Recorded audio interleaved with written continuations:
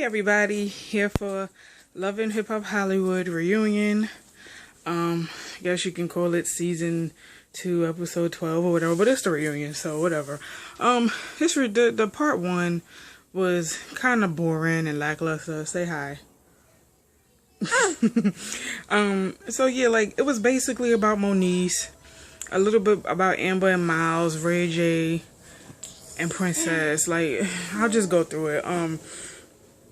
They were talking about Princess and Ray and about them being engaged. So Princess did confirm that they are engaged, and Nina played this check yourself clap back that Moniece did, and Moniece was like, oh, you want to sit up here and say Ray J didn't want Tierra. He don't want you either. That's why he kept you in the house for 2 years. So Nina was like, well, I'm offering you the opportunity to clap back at Moniece right now. So Princess was like, well, she don't know me, and she goes on interviews talking about me. And, you know, she doesn't even have a roof over her head to speak about me. So as soon as Princess said that, Moniece got offended. And she got up and going, yell, Bino, Bino, that's my safe word. And I'm like, okay.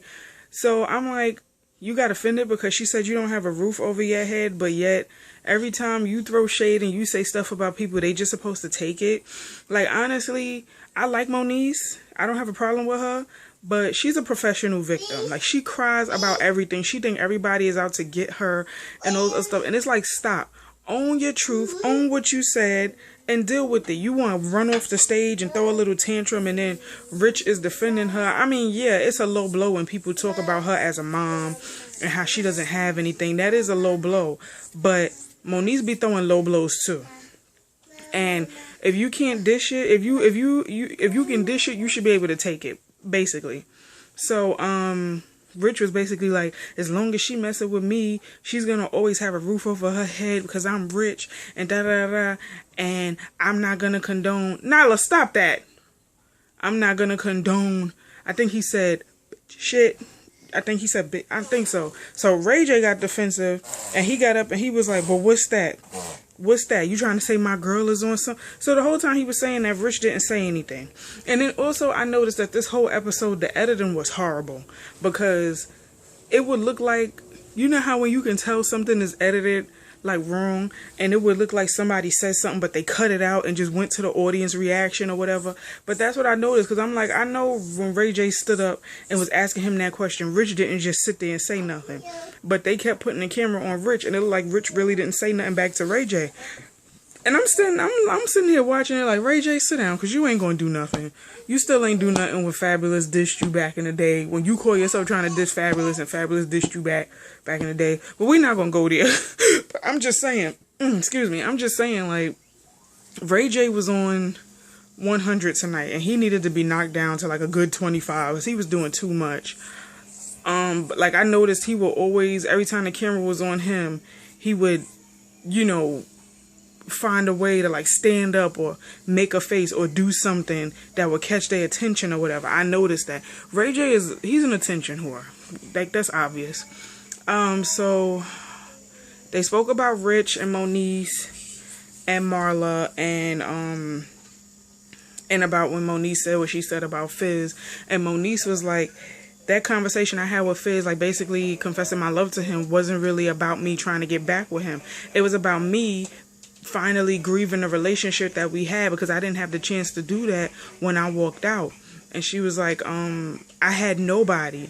You know, I went from having my son 6 days a week to having him 6 hours a week, and that bothers me. I had to take a bus to go see him and blah blah blah blah. So I'm like, okay, I get that. But she was also like,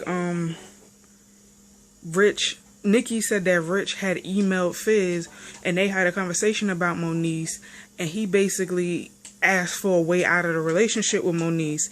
So he wasn't really specifying where him and Moniece stand. Moniece was like, well, I'm confused. Are we together or are we not? And he was like, well, the relationship is rocky. Right now, we're not together.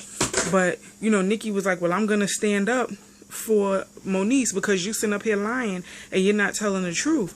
And then Ray J gonna say, but Nikki, why you snitching on the homie? I'm like, okay, first of all, Nikki's not snitching. Nikki is informing and protecting Moniece. Just like just like she was protecting and informing Rich about what Moniece said about Fizz, because you can't walk around with that type of information and not say something. It's not snitching. It's letting that person know what type of person you're dealing with. And see, people always confuse snitching with informing when it's two different things. Snitching is when you tell something you ain't supposed to tell. Not to say that she wasn't supposed to tell that information, but it's like, if he said it to Fizz, and again, I'm pretty sure Fizz told Nikki, so that was like basically pillow talk. So if Fizz told Nikki, Nikki is like, okay, well, I'm going to protect Moniece, and if they lie about it, then I'm going to say something. If not, if they tell the truth, then I'm going, I'm not going to say anything. I'm going to let them have it. But you ain't going to sit up here and, withhold the truth and think everything is okay. So I understood where Nikki was coming from. She wasn't snitching at all. So I'm like, okay, whatever. But, what else happened? I'm trying to go through, because like the part one just really, really bored me. Like, it was just very attention whorish on like a lot of people's parts. They talked about Brandy and Max and their relationship and how they wearing their rings now. And Brandy is just extra. First of all, what the hell was she wearing? It looked like she tried to get a bootleg copy of Beyonce's Met Gala. Like Beyonce's Met Gala dress this year mixed with Kim Kardashian's bottom part of her. Like, her dress was ugly. Her wig was ugly. It was just too much. And then she just the whole time, like, mad ratchet for no reason. I lost count of how many times she said gravitate and gravitational, and then it sounded like she wasn't even using it in the sentence the right way. So I'm like, okay, whatever. But yeah, them two still together. I mean, who cares? It went to Miles, Amber, and Milan. And Miles' sister was sitting up there with him, and Amber's sister was sitting up there with her. And they were basically talking about the moment that Miles came out on TV. And, Amber said that she has love for Miles, and she's not going to cry over him anymore. But the first thing she thought when he told her that was about her daughter. And then this is how I could tell the editing was like jacked up, because it went from her saying, yeah, she looks up to him. Her real father was murdered. So, she's looked up to this man as her father all her life. And then she started getting loud, talking about all her life.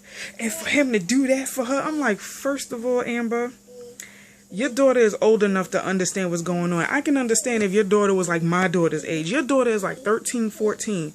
And if you teach her now that, okay, me and Miles are no longer together. He still wants to be a father figure in your life. But this is what Miles is going through. If anybody asks, this is what Miles is going through. This is what Miles is dealing with. This is who Miles is. So you can either accept it or not. And you let Zoe make that decision.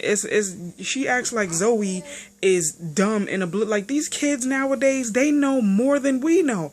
More than they're supposed to know. There is no innocence nowadays with these kids, especially the teenagers. So for you to feel some kind of way because Miles came out and Zoe might look at him some type of way, then that's your cue as a mom to say, okay, to have to sit down and have that talk with her and say, hey, this is what's going on. The situation has changed. Miles still loves you. He is still a father figure in your life, but XYZ is now occurring. That's it. So for you to pop off like you did and go crazy and all that was all for show for me. And like I keep saying, the storyline is annoying to me because it's too many facts and too, well, not facts, because nobody knows if it's confirmed yet, but it's just too many rumors going around that this storyline is fake. So it's like now everybody's looking at the storyline like, because I know I am. What else happened?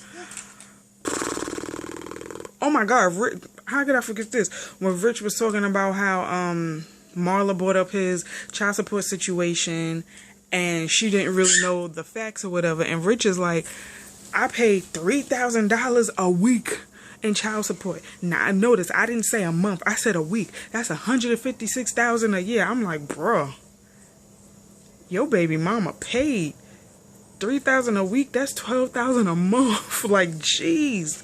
Yeah, you better rake in these Love and Hip Hop checks. You better, and 79 Gold and whatever other venture you got going on, because, man, you gonna be broke. Like, that's crazy. Like $3,000 a week. Oh my gosh.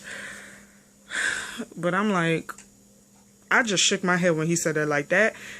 when he said that, that snatched my entire soul from my body. I'm like, 3,000 a week, damn. But you know, it's dudes out here complaining about 300, 200, 500. Or whatever. I mean, not to say that they doing the same thing that Rich is doing, but it's like, it's men out here complaining about child support that is way more less than 3,000 a week. So my whole thing is, all y'all deadbeat fathers out there that ain't taking care of your kids and your baby mamas is taking you to court for child support, just think about Rich dollars and that 3,000 a week. I'm pretty sure you'll smarten up. So what else happened? Well, they bought Kamai. Well, okay. April and Omarion wasn't there because supposedly he got off a tour and he was resting up from getting off the tour. But honestly, I feel like they didn't want to be there. First, they wasn't really, I mean, they were like recurring on this season because they were both busy doing their own thing. Like they didn't really have their own storyline. The only thing was that he was going on tour, he was working on his music, and she wanted to start working on her music. That was about it. April and Omarion didn't really have much going on this season, but they did bring relatable issues to the season. But they spoke to Nikki. They spoke to Nikki about her brother passing. They were speaking to Kamaya about Fizz and whatever. And you know, Kamaya, Nikki and Fizz were like real mature and they apologized to each other or whatever. Kamaya apologized for talking, like pillow talking about her sex life with Fizz. And you know, her and Nikki, they didn't really have any words. They didn't really have any, you know, ill will towards each other. But Nikki broke down talking about her brother who passed away over the summer. I think he committed suicide. So yeah, but I mean, like towards the end really confused me because Nino was speaking to Moniece, and I guess it was the topic of custody of Cameron or whatever. And then all of a sudden, Brandy, attention whore, jumping in talking about some, well, I would never, you should never put anything over your kid, period. I would never put anything over my kid. And then I'm like, okay. And then Shonda jumped in and said something. Amber jumped in and said, and I'm like, why are y'all all jumping on her? Like, okay, like I said, Moniece is a professional victim, but all of them jumping on her at that one time, first of all, it was pointless. And then y'all all about to fight her. And Moniece was like, mind your business. I don't know why you're talking to me. You're talking to me. You're not my son's mother and blah, blah, blah. So Brandy going to get up and get smart. And then Shonda was like, who you talking to? She got up. And then Marla is like, wait, stop. But somebody has said that Marla didn't even really do anything when they were all sitting down at first. Somebody said that she was laughing. I don't know. I didn't catch it. But, yeah, like all of a sudden it just went left. It went like from 0 to 100 real quick.